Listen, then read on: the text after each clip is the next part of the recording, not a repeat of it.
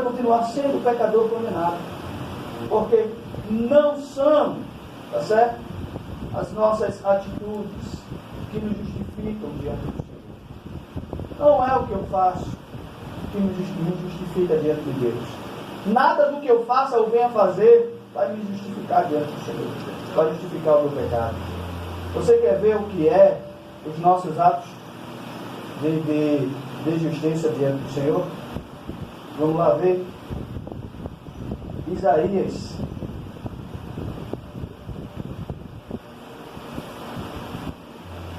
64:6. Esse eu faço questão de ler.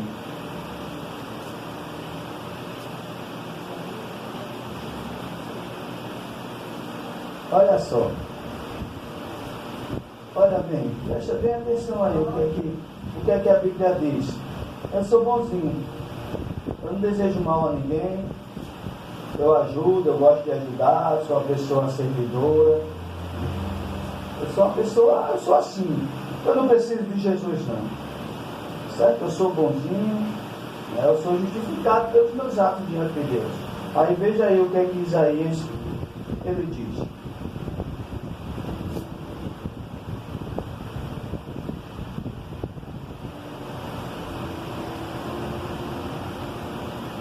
Isaías 64:6, né?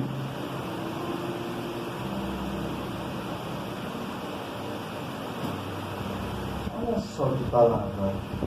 Mas todos nós somos como o imundo.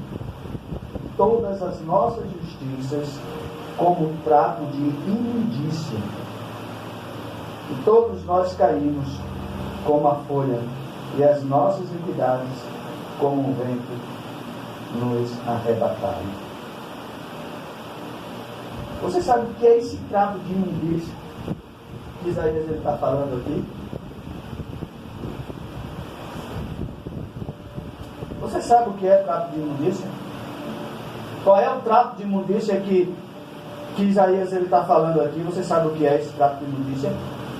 Que ele está comparando as nossas ações, que ele está comparando a nossa justiça diante de Deus. É o que a nossa justiça diante de Deus, pelos nossos atos, pelo aquilo que nós achamos que fazemos de bonzinho. Como é que essas ações elas são representadas diante de Deus? Esse trapo de imundícia aqui, ele é o que hoje é sofisticado e bem refinado, e o tempo foi gerando, enfim, é o absorvente. É esse trapo de imundícia. Esse trapo de imundícia está relacionado ao recolhimento da mulher no período da sua pureza, né, que a Bíblia falava que ela tinha que ser recolhida. E como não havia o que vocês usam hoje, que as mulheres usam hoje, e não permite que suje tanto, não é assim? Né? Porque troca, né? Está sempre trocando, e não havia esse tipo de coisa. Então, elas usavam panos, tá certo? Elas usavam panos, né? A minha mãe, ela é dessa época ainda. Eu lembro que a minha mãe, ela não usava, né? Ela foi criada assim, né? E ela não se acostumou. Quando ela estava com uma certa idade, já havia, né? Já tinha sido feito isso aí, mas ela não gostava, e ela não usava, né? O absorvente, ela usava realmente panos, né? Então, era todo aquele sistema, era toda aquela panaria que aquela mulher, no tempo da sua impureza, né, ela manchava aqueles panos, ela sujava aqueles panos, ficava aquele pano, aquela imundícia ali, aqueles trapos de pano cheios de imundícia. É a esses trapos de panos que Isaías está se referindo. É a isso que Isaías está dizendo, que a nossa justiça não passa disso diante de Deus. Aí eu digo, eu sou bonzinho.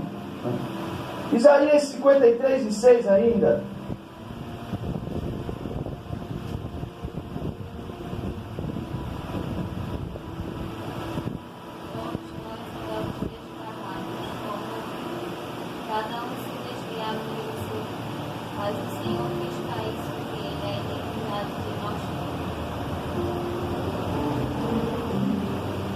Romanos 3, do 9 ao 12.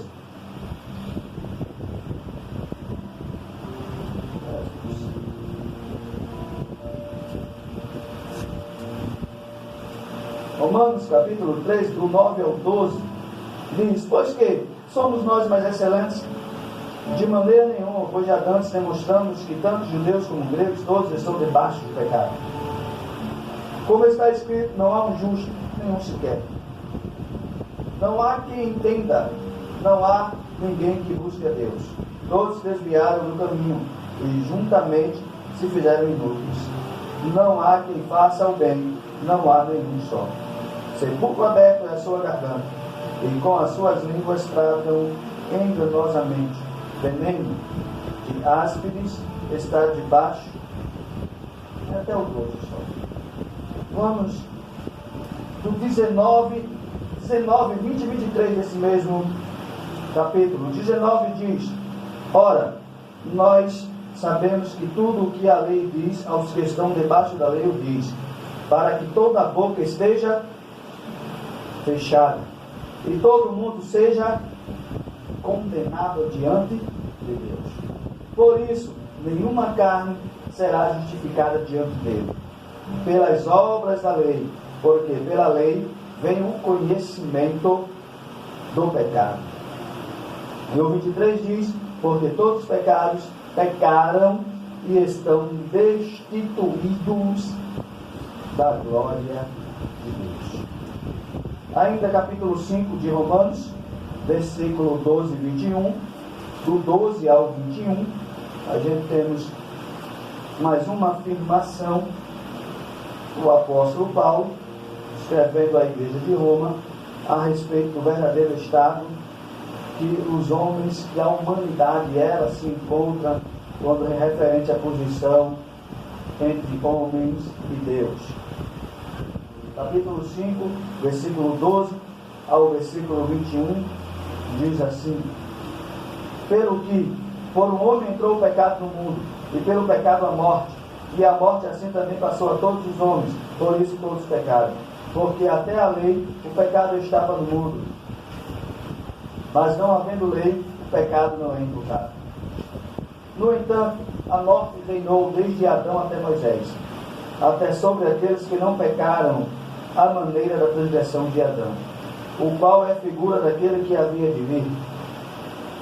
Mas não é assim um dom gratuito como a ofensa, porque se pela ofensa de um morreram muitos, muito mais a graça de Deus e o dom pela graça, que é de um só homem, Jesus Cristo, abundou sobre muitos. E não foi assim um dom como a ofensa, porque um só que pecou, e o juízo, na verdade, veio por uma só ofensa para a condenação, mas o dom gratuito veio de muitas ofensas para a justificação. Porque se pela ofensa de um só a morte reinou por esse, muito mais os que recebem a abundância da graça e o dom da justiça reinarão em vida por um só, Jesus Cristo. Pois assim como por uma só ofensa veio o juízo sobre todos os homens para a condenação, assim também pelo ato de justiça de um veio a graça sobre todos os homens para a justificação da vida. Porque, como pela desobediência de um só homem, muitos foram feitos pecadores, assim pela obediência de um, muitos serão feitos justos. Veio, porém, a lei para que a ofensa abundasse, mas onde o pecado abundou, superabundou a graça, para que assim como o pecado reinou na morte, também a graça reinasse pela justiça para a vida eterna, por Jesus Cristo, nosso Senhor.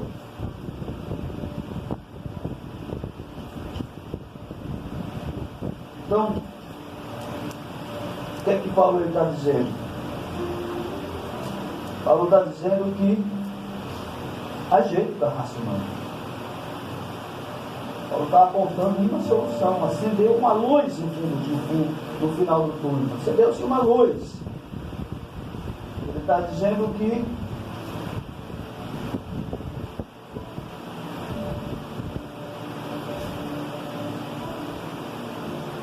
agora a grande intriga da humanidade.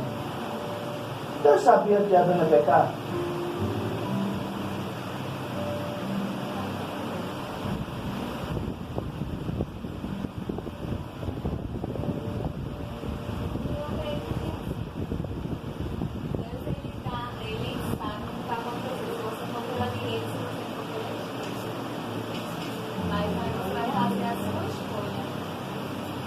viesse Adão, como ele deixou, que ele ia cantar. Se ele não cometeu, ele ia viver. Por isso que eu tive livre, né? Para você ter as suas escolhas, fazer o que você quer.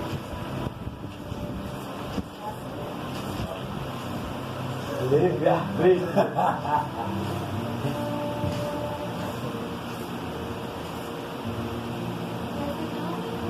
Existe uma linha teológica, eu acho ela muito ela extrema, né? Porque alguns acreditam, afirmam,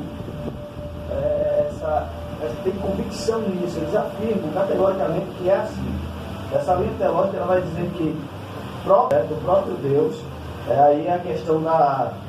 A gente pode até relacionar ele com a teoria da predestinação, né, absoluta, né, de que o hipercalvinismo, que vai apontar para que tudo que acontece foi escrito por Deus. Se você levar uma topada, foi escrito por Deus. Estava escrito que você iria levar aquela topada naquele dia. Tudo, né? Foi Deus quem escreveu. Deus já escreveu a história de todo o ser humano na face da terra, segundo essa teoria. E você não vai fazer nada além do que já foi escrito e determinado por Ele. Tá certo? Todo ser humano já tem uma história já escrita. E a gente somos apenas... essa ideia ela vai nos enquadrar diante disso aí como meros fantoches. Vamos ser apenas marionetes, manipulados, né? Porque já está tudo pronto para a gente. Então a gente vai só seguir aquilo que vamos dizer, o grande autor, né, escreveu para que a gente faça. Então a gente não passa de marionetes. Eu não concordo muito bem com essa ideia, mas eles acreditam que eles dizem que até o fato de Adão pecar já foi feito pelo próprio Criador. O próprio Criador ele já colocou o pecado dentro de Adão e já levou Adão a desobedecer. Tudo foi algo dele, porque ele quis que fosse assim, para que o nome dele viesse a ser conhecido, viesse a ser glorificado. Bom, eu, porém, vou ficar com essa tese aqui, da qual diz que Deus, ele, quando criou o homem, ele deu o livre-arbítrio ao homem. Ele deixou o homem, ele criou o homem, e o homem, ele como um ser racional, não é um ser moral. Deus, ele deu o direito de ele escolher aquilo que ele queria fazer. Deus criou e colocou algumas restrições, né, e disse a ele que na ocasião, né, a gente sabe que o pecado já existia antes da queda, né, a gente sabe disso, que o pecado ele originou-se no diabo, né, a Bíblia diz que a gente acredita nisso, que o pecado ele já tinha sido originado lá pelo diabo, seus anjos que já tinham se rebelado contra Deus, Deus já tinha expulsado ou já tinha condenado eles, enfim. E a gente sabe que então quando Deus ele fez o homem, era uma escolha que Adão tinha, pecar ou não pecar. Era uma escolha para Adão. Adão ele podia pecar ou não pecar. Mas Adão ele escolheu desobedecer ao Senhor. O texto lá de Gênesis vai mostrar isso, né? Que e isso é comprovado porque não pode existir uma criatura moral sem a capacidade de escolha. Se ela não tem a capacidade de escolher, de decidir, então ela é uma marionete, é um mero robô. É algo que não tem um conceito moral, não tem uma racionalidade. Por exemplo, os animais eles agem por instinto. Eles são levados pelo próprio instinto. Já o homem é diferente. O homem ele age, né? Ele pensa primeiro para poder agir. Agora, as consequências do pecado é que agora ficou um negócio complicado. Por quê? Porque quando o homem pecou, ele tornou-se escravo do pecado. Aí agora é onde entra a dificuldade. É onde se entende agora que a questão do livre-arbítrio ela agora ficou meio confusa. Ficou meio dificuldade. Adão ele tinha, tá certo? Adão ele tinha, presta bem atenção. Isso é profundo. Adão ele teve o direito de escolher pecar ou não pecar. Hoje nós temos o mesmo direito.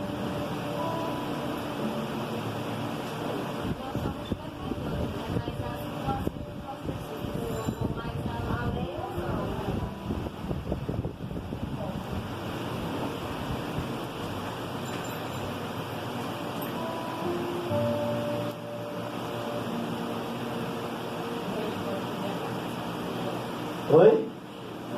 Esse relógio é uma bênção. Está dizendo a mim, para.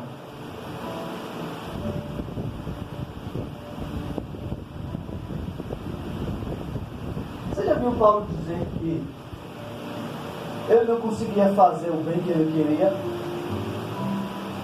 e o mal que ele não queria, que preferia aborrecê-lo? Quando ele se dava conta, ele já tinha praticado. O que é que Paulo está mostrando nessa situação?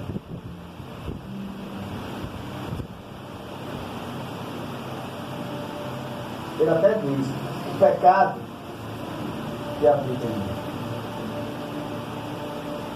Quando ele vê que já tinha. Foi o que Davi disse: eu, desde o ventre, eu sou pecador. A situação do pecado, gente, ela é uma situação tão deplorável que ela tornou escravizante.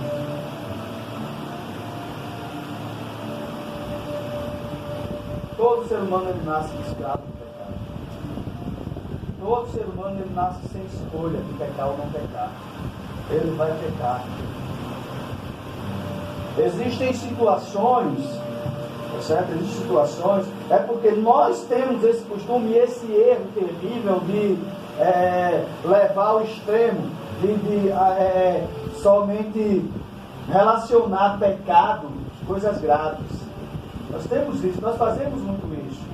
Né? Que o pecado ele é relacionado apenas às coisas graves, né? As coisas, como é que eu posso dizer, as coisas escandalosas, né? Que levam as pessoas a estarem comentando, a estarem criticando e falando desses atos.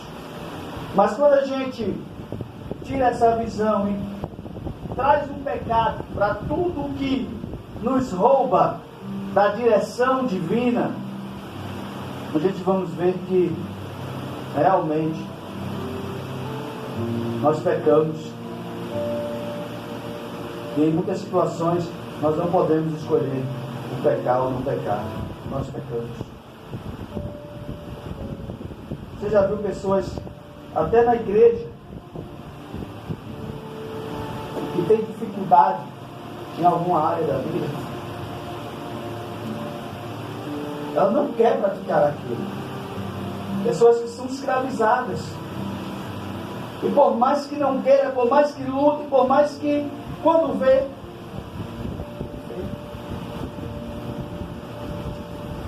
Ou seja, depois do pecado de Adão, o pecado ele passou a dominar a raça humana. Então a raça humana passou a ser escravo desses atos. Escravo do pecado.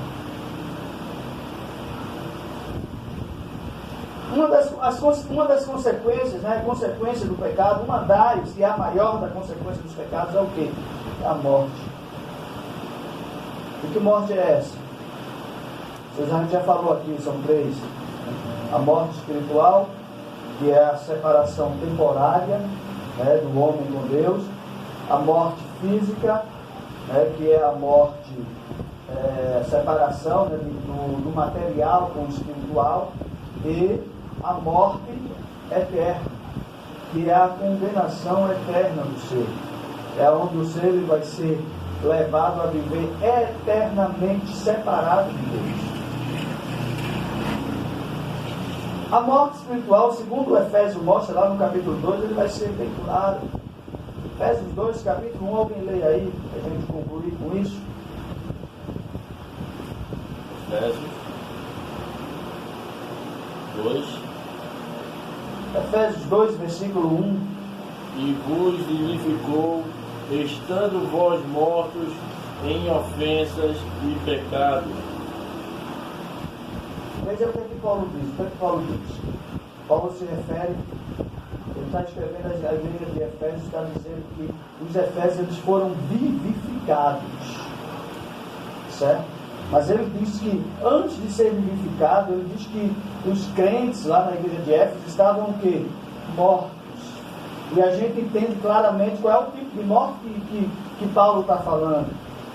Paulo está falando justamente que eles estavam mortos para Deus. Eles não tinham vida para Deus. Então o que é que Paulo está mostrando? Paulo está dizendo que eles eram mortos para Deus. Eles não tinham vida com Deus. E eles eram completamente dominados pelo pecado. Aí eu te pergunto, você já viu morto fazer alguma coisa? O que é que morto faz? O que é que morto faz para Deus?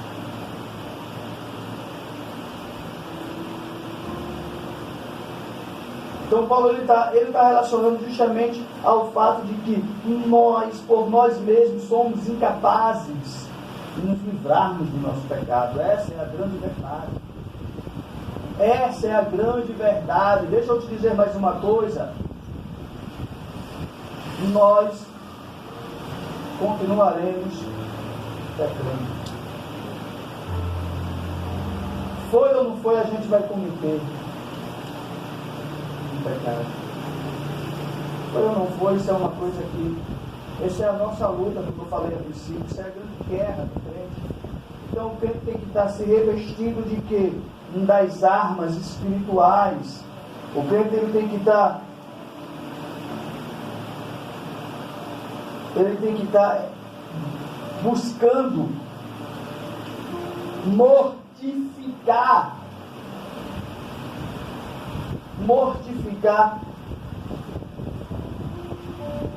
as suas ações. Qual é a diferença? A diferença é que pecador em Cristo é pecador remido. A diferença é que pecador em Cristo, ele é pecador justificado. Essa é a diferença. E a diferença é que ele não terá prazer naquele ato. Essa é a diferença. A diferença é que nós agora fomos salvos do pecado. Aí é a grande salvação. É que Deus ele nos salvou, nos chamou do pecado, nos tirou do pecado, para que a gente viva para Ele. Agora isso não quer dizer que eu aceitei a Jesus, levantei minha mão, o pecado agora ele não consegue mais me atingir. Eu agora não cedo mais ao pecado, eu agora sou uma pessoa santa, uma pessoa pura, que eu agora não olho mais para nada deste mundo, que eu agora não desejo mais as coisas que antigamente eu gostava, eu agora não desejo mais, que eu agora... Não é essa a realidade. Porque muitos tropeçam, caem, têm dificuldade de se levantar, porque eles vivem nessa ilusão. E quando levam uma rasteira, é difícil para se levantar. Certo? A nossa realidade é: somos pecadores. A nossa realidade é: aceitamos Jesus. A nossa realidade é: deixamos de ser pecadores. Amém? Amém? Amém.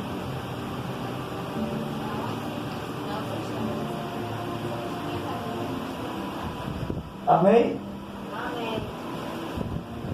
A nossa realidade é que somos pecadores. Aceitamos Jesus, continuamos sendo pecadores.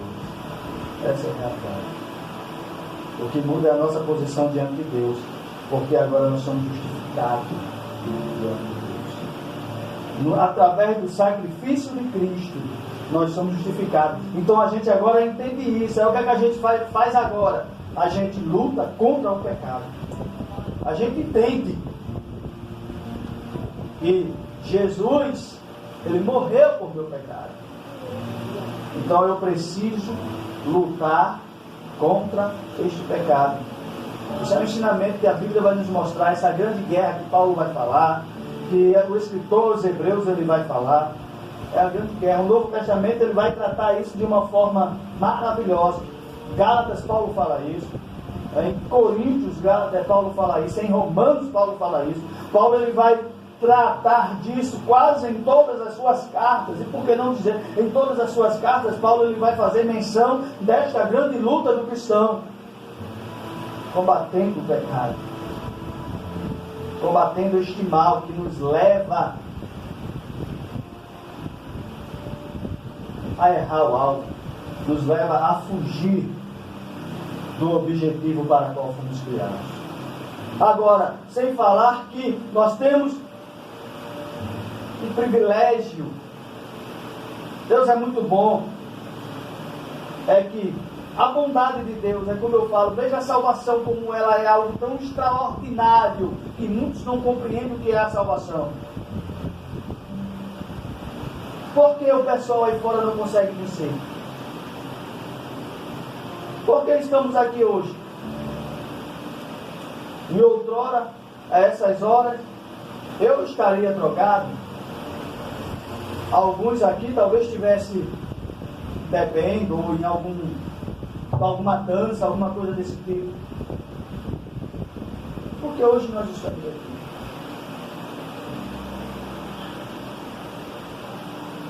Aí é onde entra o que é salvação. O que Deus fez por nós. A diferença que nós estamos aqui, a diferença que hoje nós combatemos e conseguimos vencer o pecado, não é por nossos méritos. Entenda isso. Não são os seus méritos que lhe faz vencer o pecado. Não são os seus méritos que lhe faz buscar a Deus. Não são os seus méritos que lhe faz querer servir ao Senhor.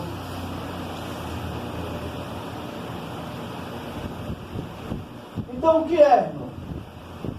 Ele vai me responder.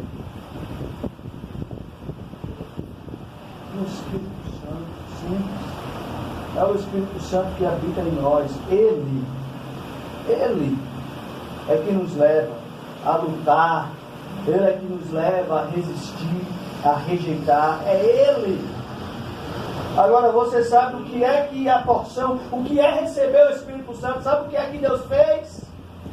Ter o Espírito Santo é porque Deus, Ele sabe que eu e você não temos condições de vencer o pecado.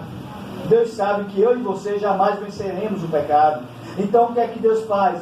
Deus escolheu habitar dentro de nós, viver em nós, para nos fortalecer e para nos ajudar a vencer o pecado.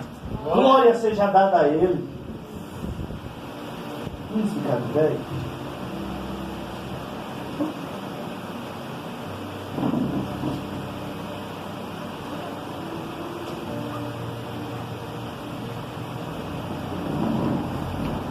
Aplique isso no seu coração.